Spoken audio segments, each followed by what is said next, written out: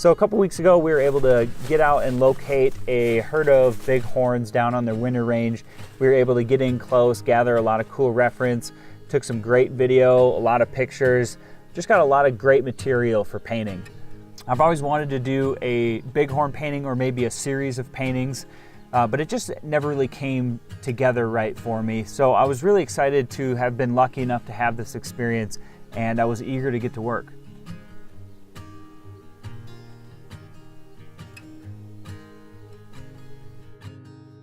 When I returned to my studio, I wanted to do a large painting of probably several bighorns, but I decided to start with a smaller piece. So this is going to be a 12 by 16, just because I haven't really painted a bighorn in the past, and I thought it'd be kind of a good way to get my feet wet and learn the subject a little bit. So came up with a sketch on canvas and got right into it. I personally take a more active approach to toning in my canvas. It's almost not really toning, it's kind of a mixture of blocking in and toning the canvas. So I did put a wash over the subject, the bighorn, just to get that white out of the picture.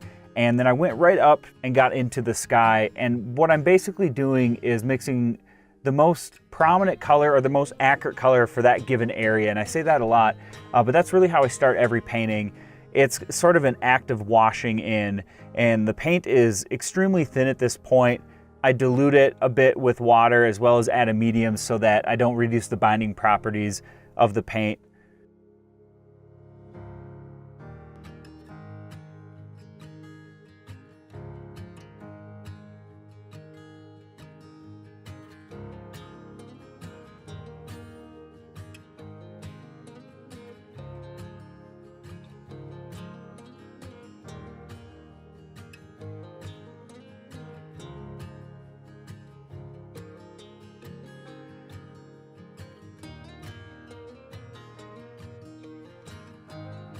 So I just kind of continue washing on and scrubbing on colors, the most accurate colors for each area as best I can kind of throughout the painting.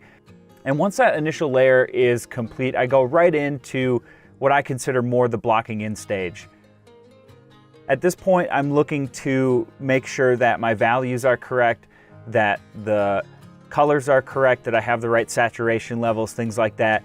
I want to really make this as accurate as possible without worrying about specific details like whether the sky and the transitions in the sky are very smooth or whether that detail is really crisp in the foreground. I'm not worried about the specifics, but I am worried about the accuracy of the color and the value and contrast of the overall piece. So with the sky, I thought that I could use some more oranges, some more reds, just kind of increasing the vibrancy of that area.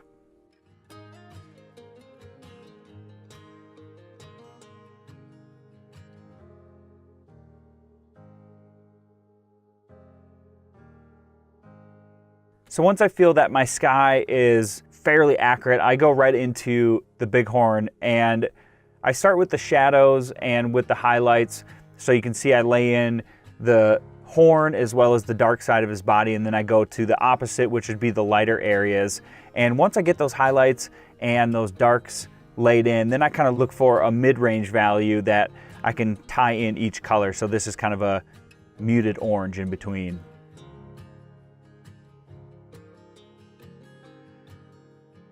I skipped around a lot through the sky, just tried to build it up layer by layer. So I'm mainly painting dry over wet right now, and I'm just scrubbing on those layers. So I'm moving and working very quickly when I'm using acrylics here. And again, this is because I'm not worried about details. I'm just worried about getting that accurate color on and finishing the underpainting.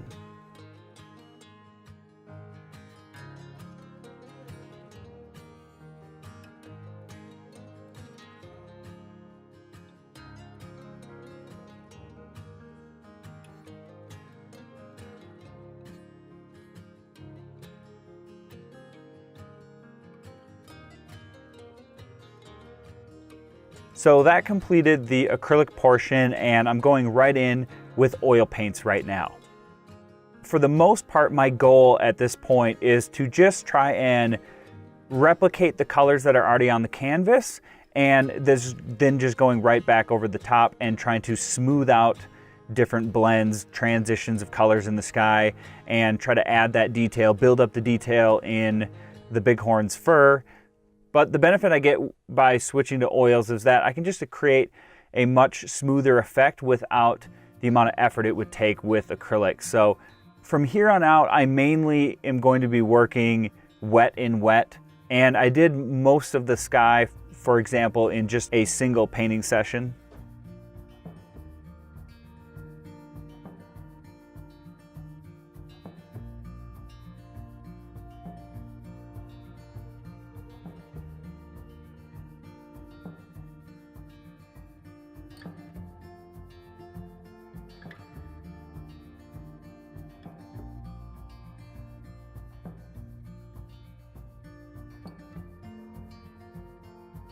Once I finished with the sky, I took this sponge stick.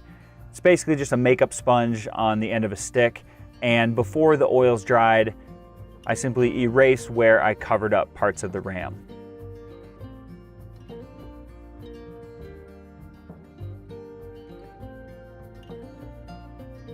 I feel like I got pretty lucky with the clouds. They came out particularly well, I thought, but it was a fairly simple process. There was really nothing special to it.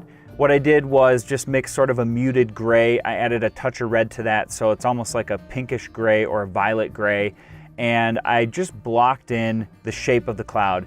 And then from there, I mixed a lighter color, just a muted orange with some white, as well as maybe something more towards a bright yellow for the highlights. And I used this small round brush to just basically scrub on and speckle on some highlights around the leading edges of those clouds, the areas that are closest to the sun. And I thought it produced a very realistic result.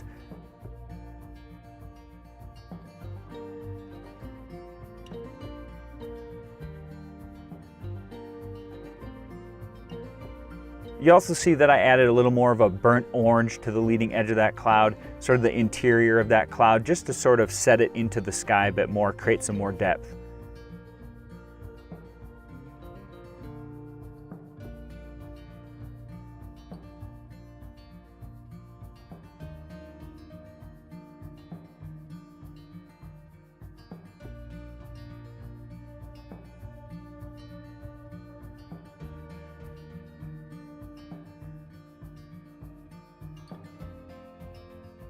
The way I painted the bighorn is pretty much the exact way that I'm going to paint this horn right here.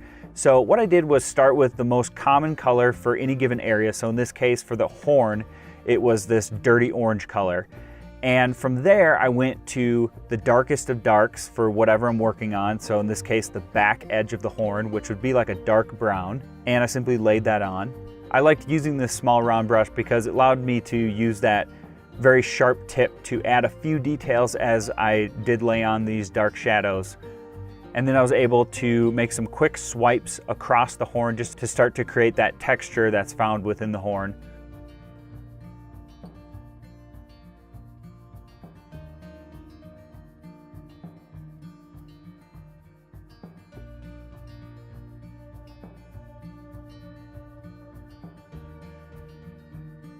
The next step was I went right to the lightest of lights, so the highlights. So in this case, it's kind of like a medium orange tone, a lighter orange tone.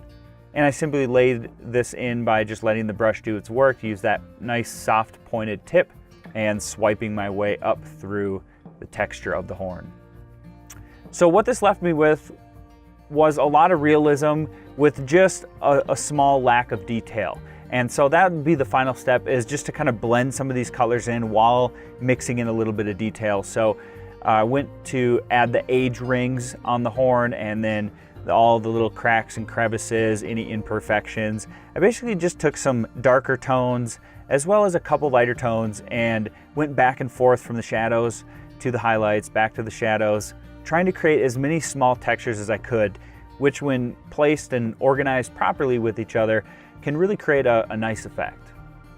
You can see me here going back to the shadows. This time I'm just kind of darkening the shadows. So there's a lot of repetition in this process, but it doesn't really change from what the start was. I basically just decide maybe I want a couple shadows to be darker than they are, or maybe I want to define something a bit more. But at this point, it's all wet and wet. and I'm just trying to manipulate those textures and colors as best I can.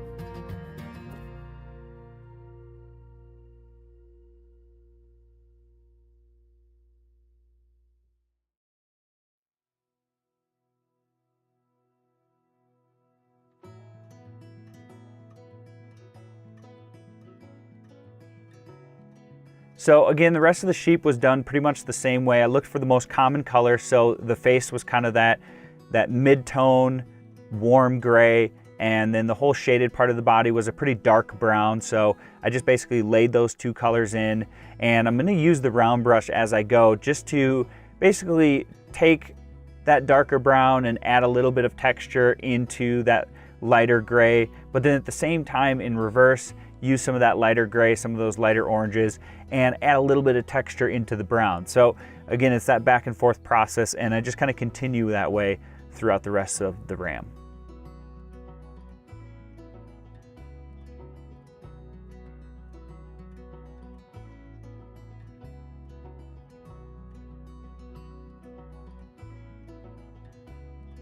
I think my best takeaway from painting this ram is if you're looking to paint something like this, an animal similar to this, I think it's important to remember that everything is just a texture, whether it's fur or whether it's a horn or a cloud behind the animal.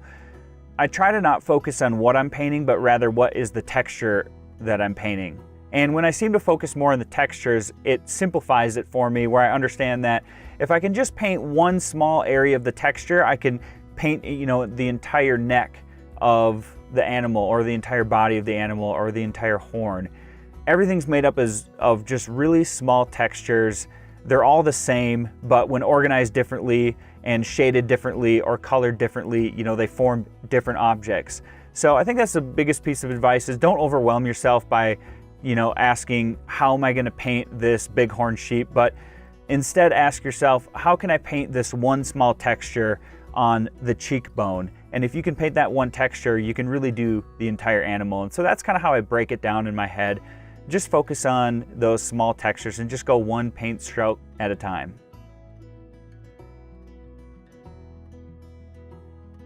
I think the entire bighorn might have taken me about 4 to 6 hours to paint. Again, this oil process, it was all wet and wet, especially for the bighorn. I might have painted some dry over wet later in the piece, but at this point, I'm just trying to manipulate that paint while it's still wet on the canvas. And so, you know, if something's too light, I'll just grab some darker color with that small round brush, and I'll just try to swirl it in just ever so carefully to create that texture that I'm looking for.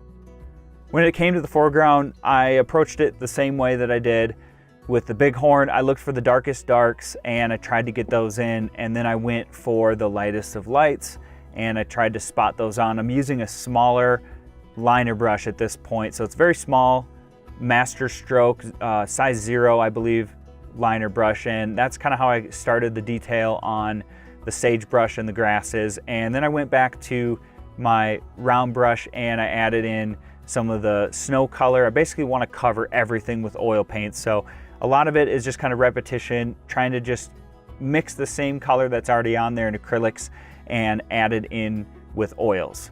And so again, this gives me more texture, more lifelike results. I just really enjoy working with oil paints, and so painting this way is just a real pleasure for me. I used a lot of the Dagger Striper brush by Princeton for the sagebrush in particular, and then some of the grasses. I really like how it adds very fine detail and very fine lines. You can control and manipulate it a lot of different ways. So I love that brush for small details like grasses and bushes.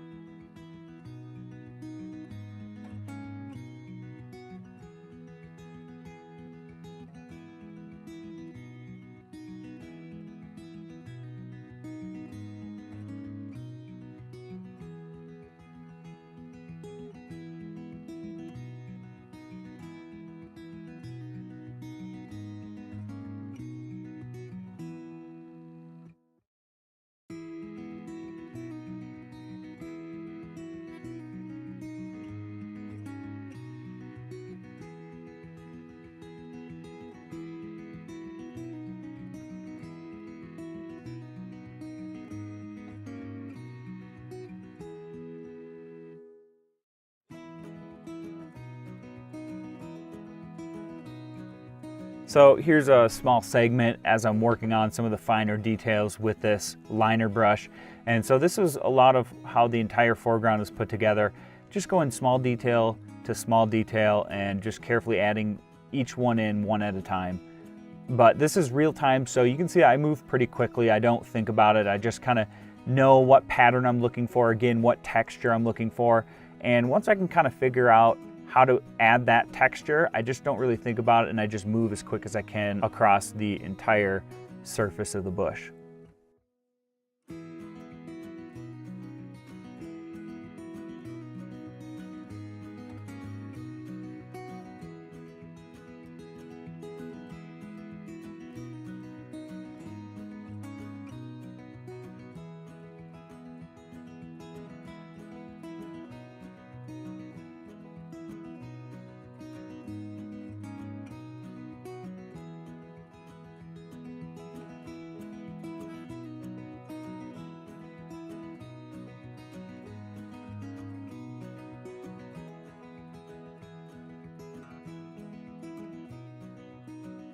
So at this point, I started to think about some of the highlights. I wanted to brighten up some of the highlights, so I switched to the Dagger Striper and I tried to add some brighter details throughout the foreground. But I was pretty limited with doing some of those finer grasses around the actual bighorn. So I kind of abandoned those big grasses, and I just continued to work throughout the foreground with this Dagger Striper as well as the liner brush to just add lots of texture and lots of detail.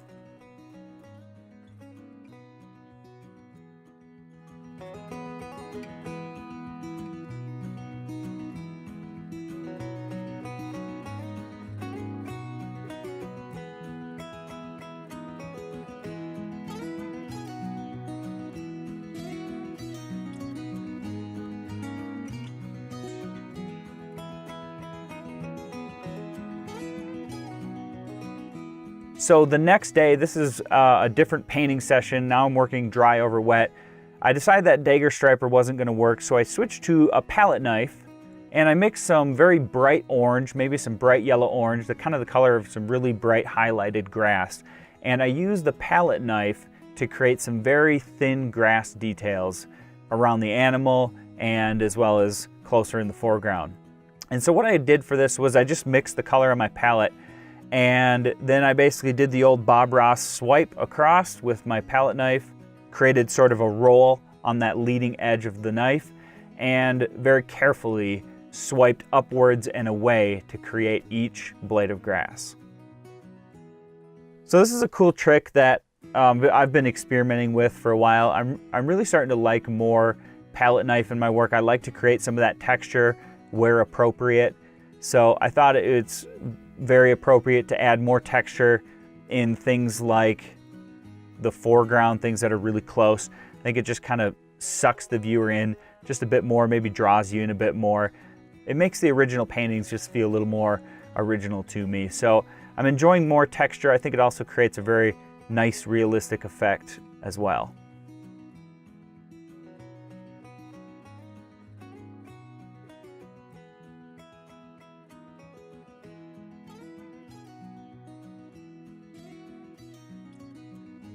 Lastly, I finished with the sky by just brightening up a few more of those highlights. So I oiled out the painting, and now with the freshly oiled out painting, I'm just going in and brightening up the oranges, brightening up a few of the highlights around the clouds, just to add contrast, add a little bit of life to the piece overall. And that was pretty much it.